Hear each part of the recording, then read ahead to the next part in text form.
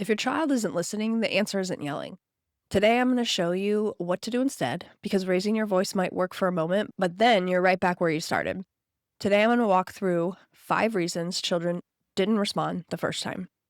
All right, let's get to work. Reason number 1, their brain is still somewhere else. Let's start with one of the biggest misunderstandings I see. You ask your child to put their shoes on, nothing. So you ask again, still nothing.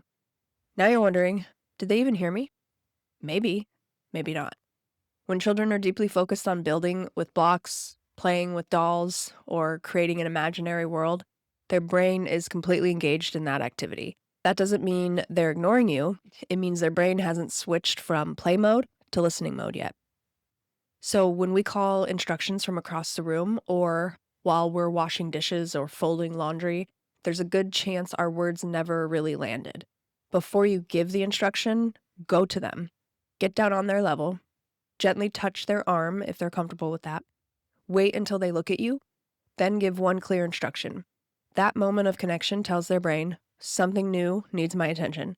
Sometimes the problem isn't that children aren't listening, it's that their brain hasn't made the switch to listening yet. Reason number 2, you're giving the brain more than it can hold. Let's say you've done everything we just talked about. You walked over, you got their attention, you know they heard you, but they still don't do what you asked. Sometimes we're asking their brain to hold more information than it can handle. We say things like, clean up your toys, go wash your hands, put your shoes on, then come to the table.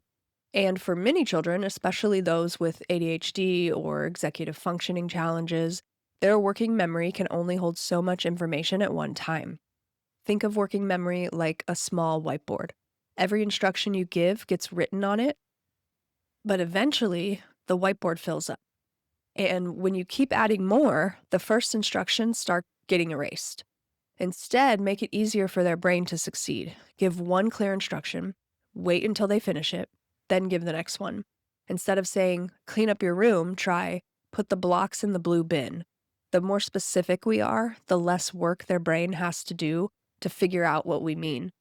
Sometimes children don't need us to repeat ourselves. They need us to simplify what we're asking them to remember. Reason 3, their brain needs time to catch up. We give an instruction, wait about 2 seconds, nothing happens, so we repeat it. Maybe a little louder this time. I said put your shoes on. But here's what might be happening instead. Your child's brain is still processing your first instruction. It heard the words, now it has to figure out what they mean, decide what to do, and tell the body to get moving. That takes time, especially for younger children and many kids with ADHD or executive functioning challenges. When we repeat ourselves too quickly, we're not helping the brain process faster, we're interrupting the process that's already happening. So here's something I want you to try. The next time you give your child the instruction, count silently to 10. Don't repeat it. Don't remind them. Just wait. You might be surprised how often they start moving around 6, 7, or 8 seconds later. Not because they suddenly decided to listen, but because their brain finally had enough time to catch up. Sometimes what looks like not listening is really just a brain that processes a little more slowly than we expect. Reason number 4, they may not know exactly what you're asking them to do. Sometimes we think we've given a clear direction, but from a child's perspective, it's actually pretty vague. Think about phrases like, clean up your room, behave, be careful, be nice to your sister. Most adults know what that means, but children often don't. Take clean up your room. Does that mean put toys away? Does it mean make your bed, pick up the clothes, dust? It could mean a lot of things. There are a lot of decisions hidden inside that one instruction. Instead, tell them exactly what success looks like. Put the blocks in the blue bin. Walk next to me in the store. Put your shoes by the front door. The more specific we are, the less guessing their brain has to do. And when children know exactly what we're asking, they're much likely to do it. Sometimes children aren't refusing the instruction. They're trying to figure out what the instruction actually is. Reason number 5, they've learned the first request isn't the real request. Now, let's say you've done everything we talked about. You got their attention, you kept the instructions simple, you gave them time to process, you were clear about what you wanted them to do, and they still don't move. Here's one last possibility. Think about what usually happens in your house. You ask once, nothing. You ask twice, nothing. Then your voice gets louder. Maybe you count to 3. Maybe you threaten a consequence. And then they finally move.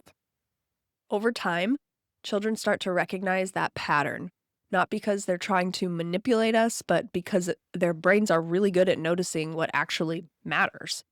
If nothing changes after the first request, why would they believe the first request was the important one?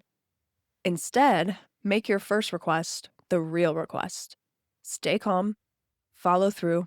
If they need help getting started, help them get started. You don't have to yell. You don't have to threaten. You don't have to turn it into a battle. You just have to be consistent.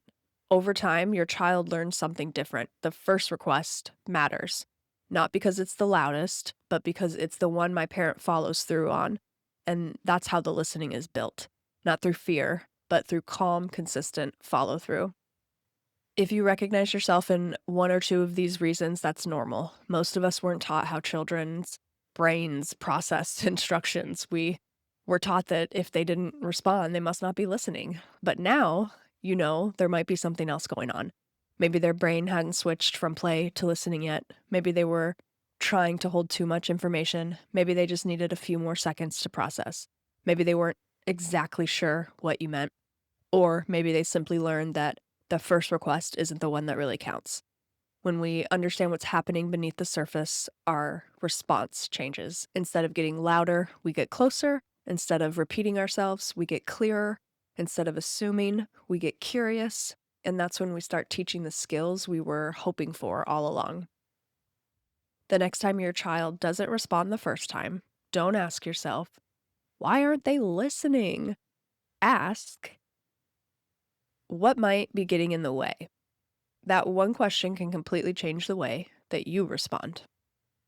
If this video helped you see your child a little differently, let me know which reason surprised you the most in the comments. And if you're looking for more practical strategies that help you understand behavior before correcting it, I'd love to have you here. I'll see you in the next one.